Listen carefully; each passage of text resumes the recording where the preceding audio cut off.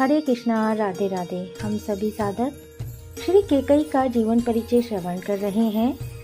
प्रसंग है कोप भवन में केकई गतांग से आ गई। अरे भगवान, तू मुझे वनवास दे, मेरा विनाश कर। मैं तेरा पति हूँ, मेरी आयु पूरी हो चुकी है, मैं तेरा अपराधी हूँ, मुझे दंड दे। पर राम ने तेरा क्या बिगाड़ा है? तू उसके पीछे हाथ धोकर क्यों पड़ गई? केकई कहना चाहती थी कि राम ही तो तुम्हारा परम सुयोग्य पुत्र है, वही तो तुम्हारे आर्यावर्त की रक्षा करने हेतु सब प्रकार से समर्थ है, लेकिन कह नहीं पाई, मौन हो गई। वरदान मांगने के बाद वह सिर्फ महाराज की स्थिति को देखती रही, खुद कुछ नहीं बोली। मुझे यह तो बता रानी, मैं राम को वनवास भेज भी दूं तो किस अपराध के लिए? अरे तू कहे तो मैं सुमित्रा को छोड़ दूं, कौशल्या को त्याग दूं, यह राज वैभव त्याग कर बैरागी हो जाऊं। राम के वनवास के स्थान पर जो चाहे मांग ले, पर देवी मेरे प्राण मत ले। अब तो केकई की सूरत देखकर ऐसा लगने लगा मानो इस पर रणचंडी सवार हो गई हो। महाराज उसके इस रूप को देखकर भयभीत हो उठे। उन्होंने हर तरह से उसे समझाया, लेकिन रानी का मन नहीं पसीजा, वह अपने लक्ष्य से विचलित नहीं हुई। महाराज ने तो यह भी कहा, अरे राम सदा तेरी सेवा में लगे रहे, कभी तेरी आज्ञा का उल्लंघन तक नहीं किया। और तू ही क्या, कभी किसी दास या दासी ने भी राम के संबंध में कोई शिकायत नहीं की। सारे देवगण, महर्षि, मुनि उसकी प्रशंसा में बड़ी बड़ी बातें करते हैं।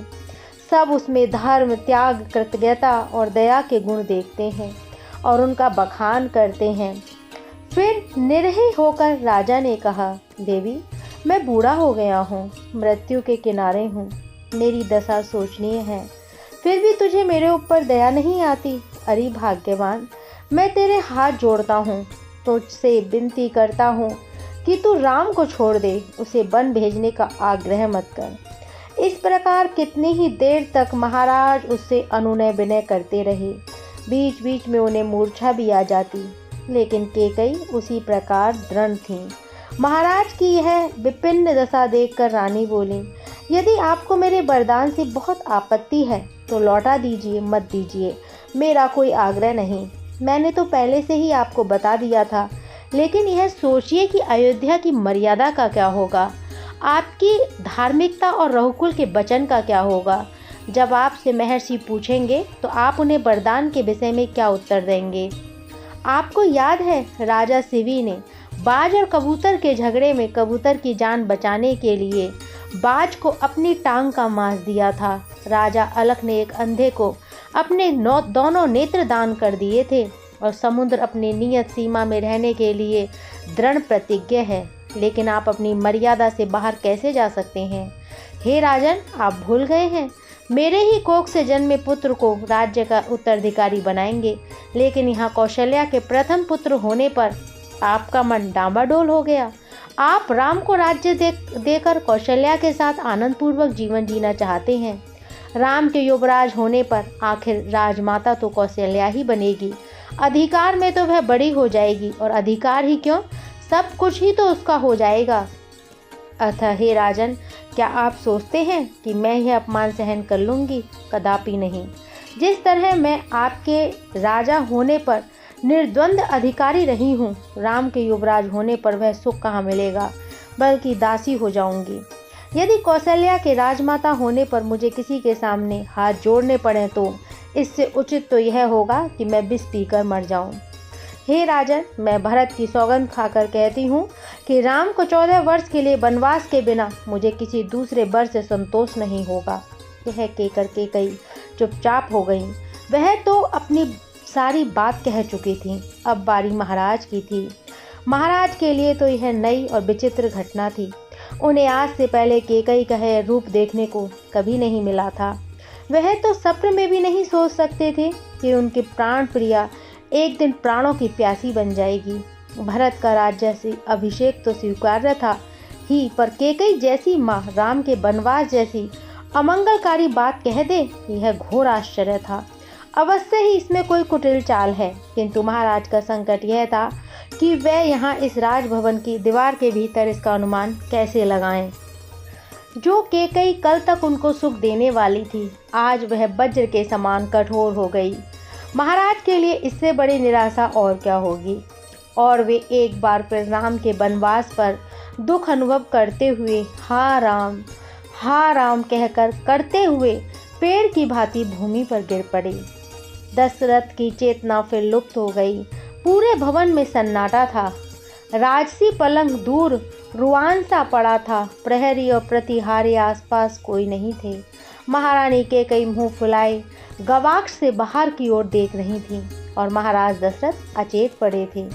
यह उसी रंगमहल का पार्श्व भाग है जिसके मुख्य कक्ष में महाराज दशरथ और रानी केकई कितने वर्षों से निरंतर हास्य क्रीड़ाएं करते रहे थे। ये दीवारें तो उसी लास्य को, हंसी मजाक को और खिलखिलाहट को सुनने की अभिलाषी हैं। शायद ही इन दीवारों को याद हो कि इन्होंने कभी रुदन की आवाज़ सुनी है। केवल एक दिन छोड़कर, जब यहाँ भरत ने जन्म लिया था और बच्चा जब माँ के गर्भ से बाहर आता है तो रोता है। उसके बाद ना कभी भरत को रोने का अवसर मिला और ना इन दीवारों ने रुदन सुना। लेकिन आज महाराज के विलाप से ऐसा लगने लगा कि ये दीवारें भी रो पड़ी हैं। जिस तरह से महाराज विलाप करते हुए, एक प्रकार से चित्कार करते हुए बिलक बिलक कर भूमि पर गिरे थे, कांप उठी थी ये दीवारें, मानो भूडोल हो गया हो। लेकिन यह भी एक आश्चर्य की बात थी कि इस महल के बाहर जो घट रहा था उसका इस महल में कोई संकेत नहीं था, और जो इस महल में घट रहा था उसकी भनक तक किसी को भी नहीं थी। कितना अपारदर्शी और अपारवृतीय था यह वातावरण। कुछ ही देर में महाराज दशरथ एक रोगी से दिखलाई देने लगे, मानो उनकी हृदय गति रुकना चाहती हो, क्योंकि भावनात्मक दृष्टि से इससे बड़ा सदमा और व्याघात उन्हें और क्या हो सकता है। बीच बीच में जब कभी कुछ चेतना लौटती तब उनके मुंह से यही उसने बलात् अपने आंसू रोक रखे हैं, इसलिए वे महाराज की तरफ नेत्र नहीं कर पा रही, क्योंकि उसे डर है कि यदि उसने महाराज की इस प्रकार बिलख से देख लिया तो वह अपना साहस खो बैठेंगी और अपनी कठोरता का कारण स्पष्ट बता देंगी।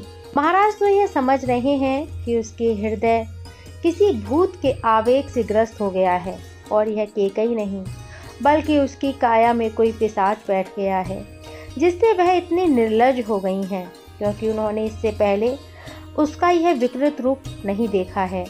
महाराज अभी भी अचेतावस्था में केकई के इस पिशाचनी रूप से उस अबोध बाल रूप का साम्य कर रहे थे जब वह केकई से पहली बार मिले थे, केकई देश की वाटिका में। उन्हें आज भी याद है, इस लजीली नारी ने सखियों का उपहास न सहन कर पाने के कारण अपनी दोनों उंगलियों से अपनी दोनों आंखें ढाँप ली थीं, और जब स्वयंवर में केकई ने महाराज के गले में जयमाला डाली थी तो केवल हाथ ऊपर उठे थे, दृष्टि नहीं। उस समय महाराज भी स्वयं नीचे देख रहे थे। वे देख रहे थे कि किस तरह केकई शर्म में नाखून से धरती कुरेदे रही थीं। ऐसी कुलशीला और संपन्न यह नारी जब रानी बनकर अयोध्या में आई और यहाँ राज वैभव का यह विराट सुख देखा, तब कितनी मुग्ध हो गई थी। अचेतावस्था में महाराज दशरथ याद करने लगे वह क्षण जब देवासुर संग्राम में वे घायल हो गए थे। तब वह रानी उन्हें संबर की नज़रों से बचाती हुई शिविर में सुरक्षित ले आई थी, अपने हाथों से औषधि लेपन किया था। कितनी संप्रीता थी यह नारी, कितनी ऊष्मा थी उसमें, कितना स्नेह था इसकी आंखों में। वे आंखें आज घृणा का सागर बनी हुई हैं। जो आंखें कभी उनके चेहरे से हटती नहीं थी, आज वही आंखें उनसे मुंह फेरे खड़ी थीं। क्या यही अपराध है मेरा कि मैंने ज्येष्ठ पुत्र जानकर राम को युवराज बनाने की घोषणा कर दी। यह एक सहज दुर्घटना ही थी कि सभी राजाओं को आमंत्रण भेज दिए गए, केवल केकई देश के राजा अश्वपति को ही याद नहीं किया गया।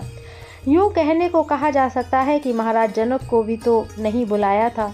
दोनों ही महत्वपूर्ण नाम विचलित हो गए, पर इस मूर्खा को कौन समझाए। प्राणदायिनी आज अपने दुष्कृत्य के कारण, नारी हट के कारण प्राणघातनी बन रही है।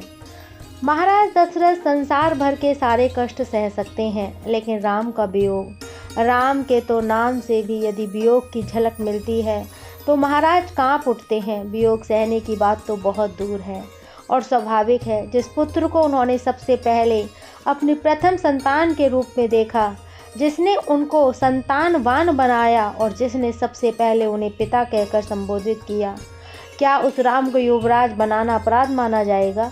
रानी कैकेयी को कौन समझाए? और यहाँ महाराज को विलाप करते सुनते हुए रानी यह सोच रही थी कि महाराज को कौन समझाए कि एक राजा के लिए राज्य की सुरक्षा सबसे बड़ी और महत्वपूर्ण बात होती है। वे अपने पुत्र मोह से नहीं उबर पा रहे हैं।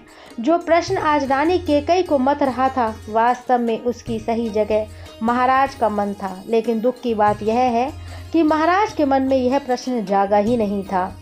राजसभा में उन्होंने यह घोषणा की, क्योंकि वे बूढ़े हो रहे हैं, इसलिए अब राज्य का दायित्व राम के ऊपर है और इस कारण राम को युवराज बनाया जा रहा है। यह ठीक है कि राम सब प्रकार से युवराज बनने के योग्य हैं, किंतु यदि सारी शक्ति केंद्र में चूक जाएगी तो बाहरी सीमाओं पर उठने वाली विरोधी ताकतों से कौन जूझेगा? सामान्य सी बात है, हम अपने घर का महत्वपूर्ण सामान सबसे भीतर की कोठरी में रखते हैं, लेकिन उसकी सुरक्षा के लिए एक पहरेदार घर के बाहरी दरवाजे पर होता है। पहरेदार कभी भीतरी दरवाजे पर नहीं होता। महाराज स्वयं वीर हैं। अपने जीवन में उन्होंने अनेक युद्ध लड़े हैं और सभी को जीता भी है, किंतु उनकी राज्य व्यवस्था की सबसे बड़ी कमी यही रही कि जहां उन्होंने केंद्र को शक्तिशाली बनाया, वहीं सीमांत प्रदेशों पर होने वाली हलचल पर वे कोई नियंत्रण नहीं रख सके। काश महाराज ऐसा सोच पाते, वे भी आताताई रावण के आतंक से आर्यावर्त के दक्षिण प्रदेश दंडकारण्य को मुक्त कर पाते। उत्तर में जो दानवीय प्रवृत्तियां पनप रही हैं, जिनका सीधा साक्षात्कार कैकेयी देश जैसे राज्यों को करना पड़ता है, यदि महाराज की दृष्टि उन समस्याओं पर भी जाती तो वे राम के वियोग में इस प्रकार न बिलखते जैसे आज बिलख रहे हैं। कैकेयी का धर्म संकट यह था कि वह यह बात किसी पर भी जाहिर नहीं कर सकती थी। उसे तो यह जहर खुद पीना था। यदि कल को पति घातनी भी उसे कहा गया तो वह इसके लिए भी तैयार हैं। यह निष्कंटक अयोध्या राज्य के लिए हर संभव बलिदान करने के लिए आज कटिबद्ध है। महाराज के इस प्रकार राम के वियोग में विलाप को देखकर कैकेयी का मन बहुत भारी हो रहा था और वह अपने उद्देश्य के प्रति कटिबद्ध थी। महाराज उसका यह तर्क कैसे समझ पाते, जबकि वह उन पर अपना यह भेद खोलना ही नहीं चाहती। वह तो उसे एक साधारण नारी जानकर ही सोच रहे थे।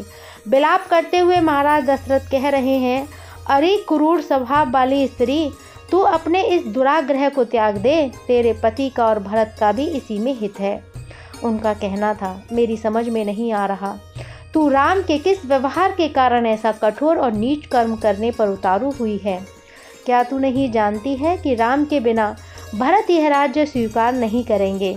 अरे मैं पिता होकर जानता हूँ कि धर्म पालन में भरत राम से भी बढ़ चढ़कर है। यदि राम एक बार भी भरत से कह दे कि भाई भरत तुम वन चले जाओ, तो वह स्वयं वन चला जाएगा। और देख लेना, जब राम को यह समाचार मिलेगा कि तुम उसके लिए वन की कामना कर रही हो, तो वह आज्ञाकारी पुत्र की भांति बिना मुख क्रांति को बिगाड़े सहज ही वन के लिए प्रस्थान कर देगा। ऐसे आज्ञाकारी पुत्र को तुम वन में भेजना चाहती हो।